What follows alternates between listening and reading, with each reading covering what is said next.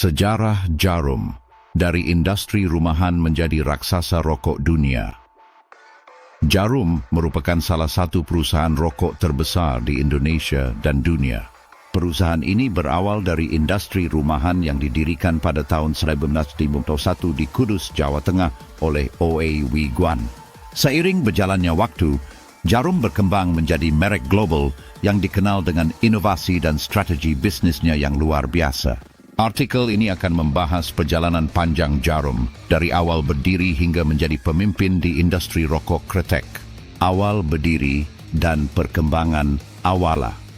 Lahirnya Jarum di Kudus pada tahun 1951, O.A. Wee Guan membeli sebuah usaha rokok kecil bernama Jarum di Kudus. Kota ini dikenal sebagai pusat industri rokok kretek di Indonesia. Dengan modal yang terbatas dan semangat kewirausahaan yang tinggi, O.A. mulai mengembangkan bisnis ini dengan memperbaiki kualitas produk serta memperluas jaringan distribusi. B. Tantangan awal. Seperti bisnis pada umumnya, Jarum menghadapi berbagai tantangan pada masa-masa awalnya, termasuk 1. Persaingan ketat dengan produsen rokok kretek lainnya di Kudus. 2. Keterbatasan modal untuk produksi dalam skala besar. 3. Kurangnya teknologi canggih dalam proses produksi. Namun dengan kegigihan dan inovasi yang diterapkan, Jarum perlahan mulai mendapatkan tempat di pasar lokal. Era ekspansi dan inovasi. Modernisasi produksi pada tahun 1970-an, Jarum mulai beralih dari produksi manual ke produksi mesin. Ini memungkinkan mereka meningkatkan kapasitas produksi dan konsistensi kualitas produk. Beberapa langkah modernisasi yang dilakukan termasuk, yaitu investasi dalam teknologi mesin linting rokok. 2. Penerapan standar kontrol kualitas yang lebih ketat. 3. Pengembangan berbagai varian produk untuk menjangkau segmen pasar yang lebih luas. B. Memasuki pasar internasional. Jarum tidak hanya fokus pada pasar domestik, tetapi juga mulai mengekspor produknya ke luar negeri. Beberapa negara tujuan ekspor awal meliputi 1. Amerika Serikat, 2. Eropa, 3. Timur Tengah, 4. Asia Tenggara.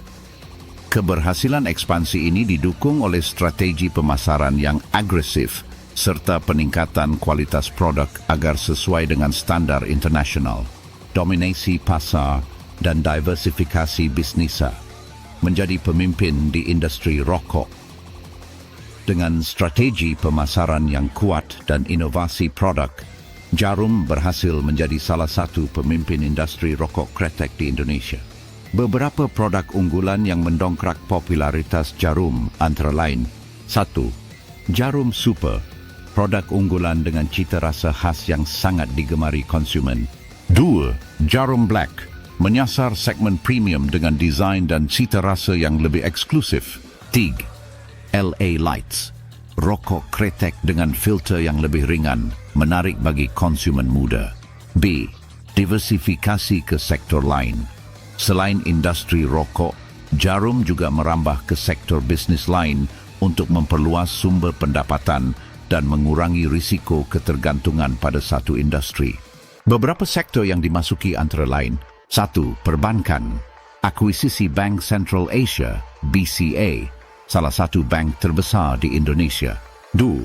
Property, investasi di berbagai proyek real estate dan perhotelan. 3. Teknologi, investasi dalam perusahaan teknologi dan startup digital. Langkah diversifikasi ini menjadikan Jarum sebagai konglomerasi yang memiliki portofolio bisnis yang luas dan beragam. Strategi pemasaran dan brandingnya. Sponsorship di dunia olahraga. Jarum dikenal aktif dalam mendukung dunia olahraga, terutama bulu tangkis. Melalui PB Jarum, perusahaan ini telah melahirkan banyak atlet bulu tangkis kelas dunia. Sponsorship dalam olahraga ini juga menjadi strategi pemasaran yang efektif untuk membangun citra merek yang kuat. B. Pemanfaatan media digital. Di era digital, Jarum juga aktif memanfaatkan media sosial dan platform digital untuk meningkatkan engagement dengan konsumen. Kampanye pemasaran melalui iklan digital dan media sosial semakin memperkuat kehadiran mereknya di kalangan generasi muda. Dampak ekonomi dan sosial. kontribusi terhadap perekonomian nasional. Sebagai salah satu perusahaan rokok terbesar, Jarum memberikan kontribusi besar terhadap ekonomi Indonesia, di antaranya satu, menyerap ribuan tenaga kerja di sektor produksi, distribusi dan pemasaran. Dua, menyumbangkan pajak dan cukai yang signifikan bagi pendapatan negara. Tiga, memberikan dampak positif bagi industri tembakau dan cengkeh lokal. B, program tanggungjawab sosial perusahaan (CSR). Jarum juga aktif dalam berbagai program CSR termasuk 1. Beasiswa Jarum Foundation, memberikan bantuan pendidikan bagi mahasiswa berprestasi. 2. Program penghijauan, kontribusi dalam pelestarian lingkungan melalui penanaman pohon dan konservasi alam. 3. Pelatihan keterampilan kerja, membantu masyarakat meningkatkan keterampilan agar lebih siap menghadapi persaingan di dunia kerja. Tantangan dan masa depan.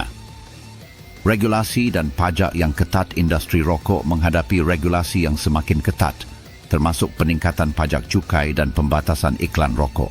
Hal ini menjadi tantangan bagi Jarum untuk tetap menjaga daya saingnya di pasar. B. Perubahan tren konsumen saat ini semakin sadar akan kesehatan dan banyak yang beralih ke alternatif lain seperti vape atau produk tembakau tanpa asap.